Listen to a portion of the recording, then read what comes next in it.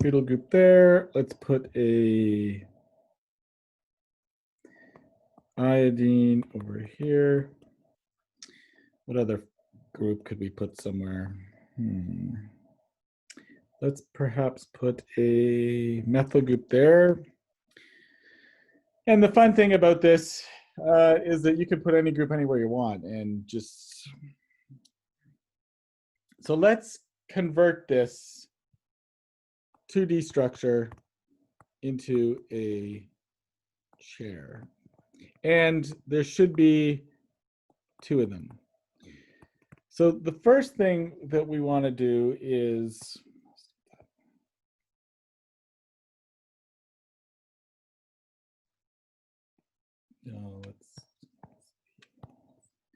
so we'll draw 2 parallel lines,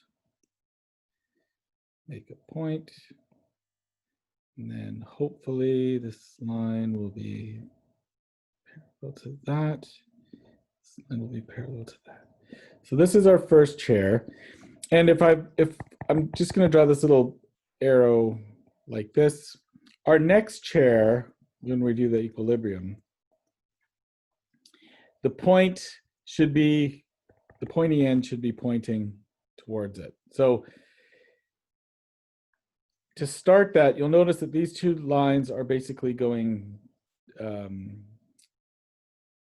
let's highlight. These 2 lines are parallel in this direction. If we want to start the other chair, they should be parallel in the opposite direction. So we'll start it like this. Then we want a pointy end down and a pointy end up. So now both pointy ends are pointing towards the same direction, and we will have made our 2 different chair conformations. So as I said before, the next thing I tend to do is, let's draw this in green. I label my carbons, and I do it in the clockwise fashion. So 1, 2, 3, 4, 5, 6. So we're looking at this from above. And the key point is that these 2, 1 and 2 and 3 are going to be these 2 carbons and these 2 carbons. So, oops, this is green, right? This will be 1, 2, 3, 4, 5, 6. 1, 2, 3, 4, 5, 6. Okay, so is everyone with me so far? Yep. Perfect. Okay, now the point I was going to get to at the end of last class deals with this, with our friend, carbon bonded to 3 methyl groups. So we've got 1, 2, 3, 4 carbons, and this carbon here is a tertiary carbon because it's bonded to 3 other carbons. So this is the tert-butyl group, tert-butyl. And it is a massive group. You've got 3 methyl groups coming off of it. So the tert-butyl group, when it is in the axial position, it causes all sorts of problems. So you'll notice that on carbon 1 here, this tert-butyl group is up.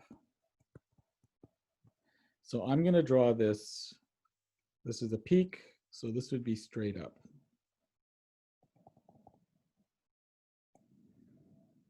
That's the up direction. And on the other conformation, other chair conformation, the up group is equatorial. So this will be parallel to the bond I've highlighted in blue here. So we'll have something which looks like this.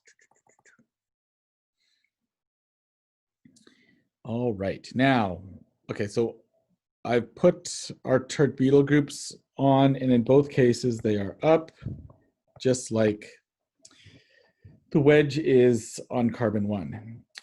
On carbon 4, we've got an iodine group, which is up as well because it's a wedge up. So on carbon 4, I will draw some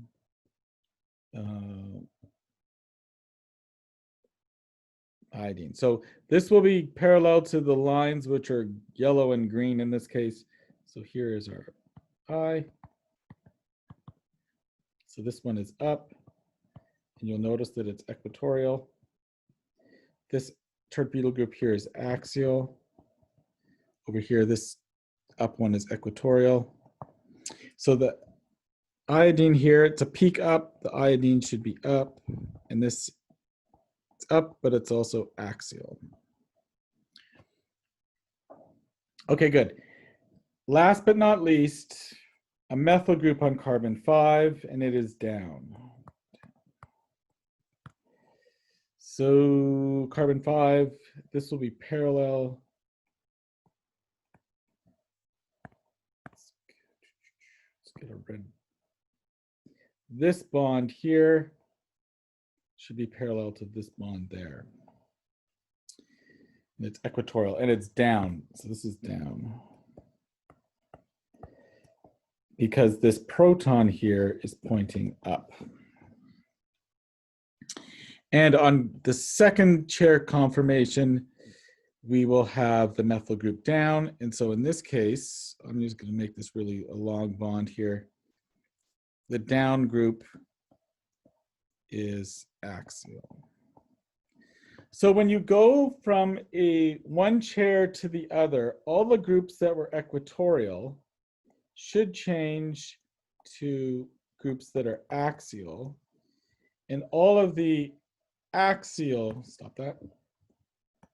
groups should change to be equatorial. So this is a way of, you can actually check your work. So the tert butyl group,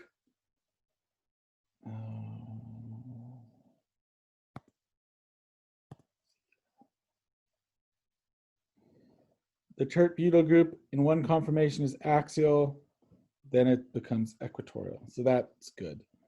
The iodine in one group is equatorial, and then in the other one is axial, so it changes.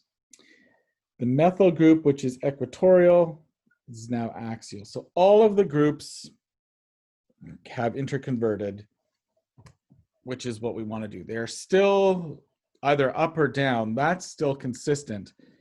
This isopropyl group up, methyl group down, iodine up. In each case, it's the same. Isopropyl group up, iodine up, methyl down. So their up and downness stays exactly the same. The thing which changes is, are they equatorial or are they axial? Okay, so there was a question earlier about determining which is more stable. Okay, so the key point here, when we've got a chair, and it doesn't matter which, let's do this a different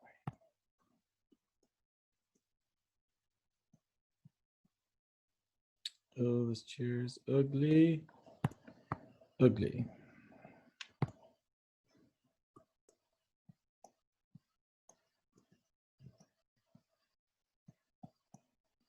Yeah. So the key point here is that the axial groups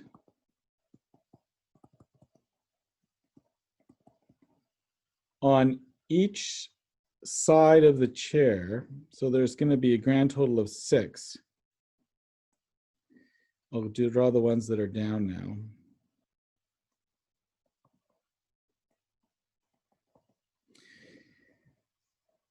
It is the interaction between these groups that is the destabilizing interaction. So this interaction, and this interaction, this interaction, this interaction.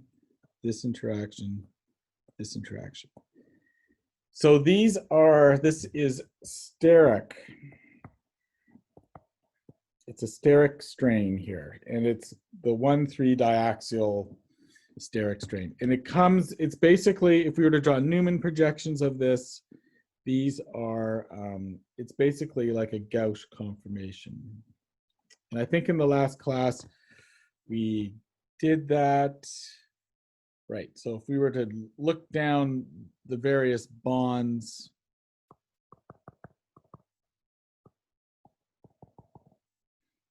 here,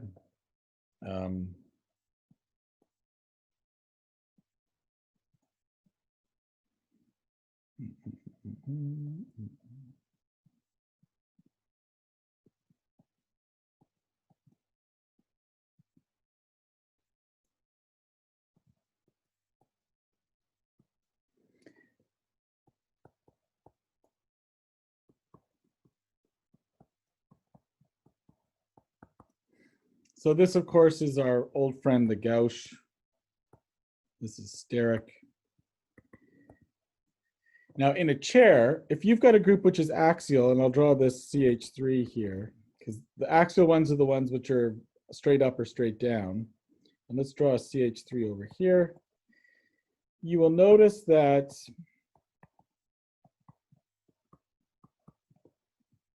this would be carbon 1 and this would be carbon 4 in a ring system. You'll notice that this methyl group here, and if we were to draw this CH2, you'll notice that this interaction is exactly the same as this interaction. They're right beside one another. And if this interaction here is likewise, it's a Gauss, because this is a CH2, right? This thing here is a CH2. So anytime you've got an axial group, it can interact with the various other axial groups. So the more of these interactions you have, the less stable it'll be. So protons don't count. So in these examples up here, well, they don't count that. I shouldn't say, well, if you've got 3 protons in the axial group, they don't count. But if you've got, like for example, this isn't a Gauss interaction here because it's just 2 protons. But if you've got a carbon and another carbon, then it is an interaction. So anytime you've got a group which is different than a proton, it will interact with the other axial substituents. So basically what you need to do is just count the number of groups that are axial, and if there's the chair which will be the most stable will be the one that has got the least number of axial substituents. So axial substituents basically they're destabilizing. There is one basically big exception to that, and this is our friend, the tert butyl group. So this group,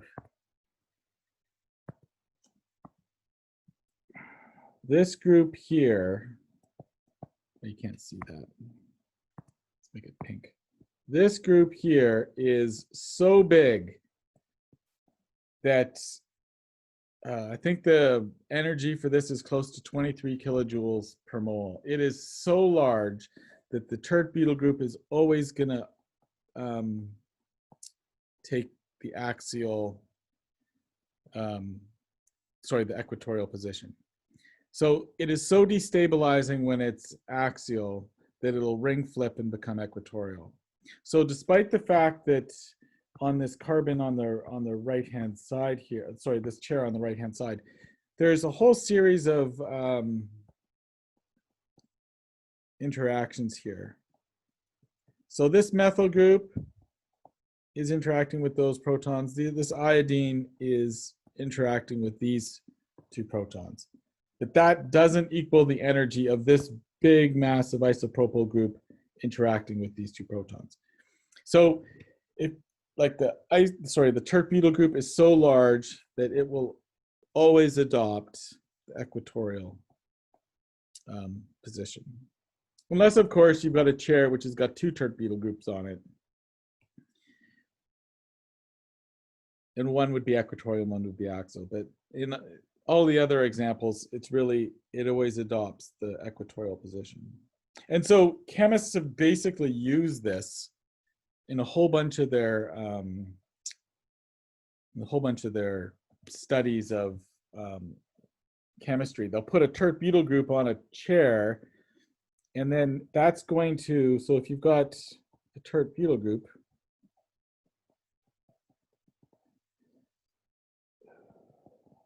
let's say we've got some other group over here, like an alcohol and something else. Let's put I don't know what, a methyl group.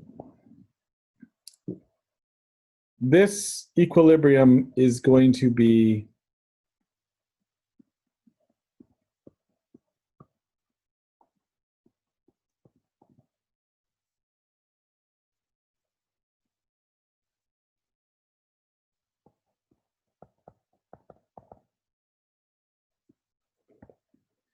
it's going to favor this one solely because over here this tert butyl group is axial. Yeah, so there's been actually there's a couple, like when we get into the reaction section, one of the reactions that people have studied in great detail is if you've got a ketone and you react it with a hydride, you are going to form an alcohol.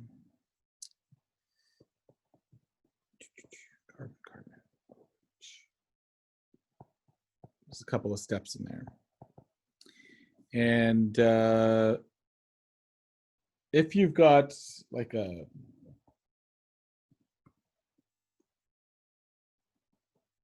your ketone is in your ring, people would put say a tert butyl group here.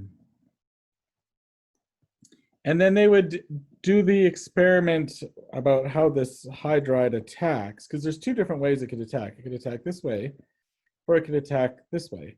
And it's going to give you two different products. One where the OH group is equatorial and one where it's axial. And they've used this tert butyl group to fix the conformation because it won't ring flip because it's so big. So that's basically, you actually see the tert butyl group in the literature quite a bit just because of the fact that it will always adopt the equatorial position. So the moral of the story is, if you want to determine which chair is the most stable, just look for the chair with the least number of axial substituents. The exception being the tert butyl group. The most stable chair will always be the tert butyl group, which is equatorial. So what we should probably do is try to draw some chairs and convert a two-dimensional structure into a chair.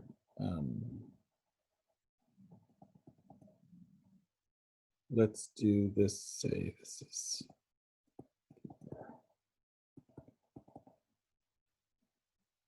let's make this OH. This could be number one.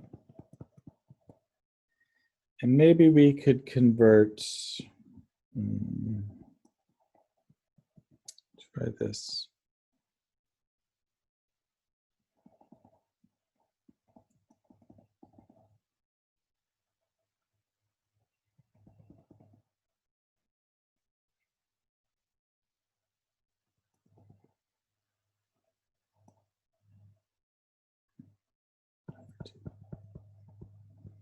So what I want everyone to do is to draw each one of these two-dimensional skeletal structures and convert them into chairs.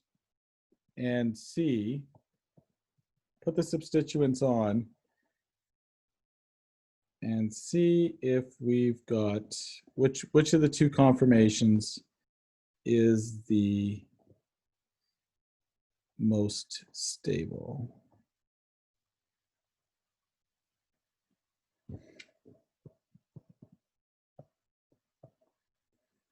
because it'll give us practice drawing chairs, and then we want to be able to put the substituents on and determine which one is the lowest energy. So lowest energy will be the fewest axial groups. So let's take a couple seconds and try to do that. Usually I'd walk around the room staring over people's shoulders. Let's put everybody, just so everyone is actually doing this, let's put everyone into